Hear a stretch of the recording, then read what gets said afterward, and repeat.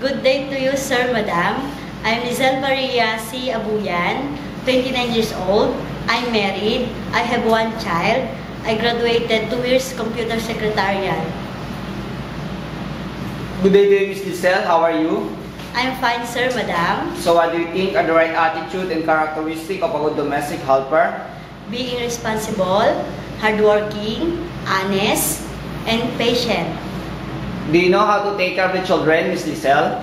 Yes, Sir, Madam. So can you tell us the proper way taking care of the children? Give them nutritious food, give them vitamins, taking a bath, send them in school, and teach them in their assignment. So what if you commit mistake to your employer, what will you do? I ask sorry for I've been mistake, and I promise I will not do it again. What is your last message or promise to your future employer? Sir, Madam, please do hire me. I really need this job to support my family and to earn money. I promise to do my duties and responsibilities and to finish my 2 years contract. Sir, Madam.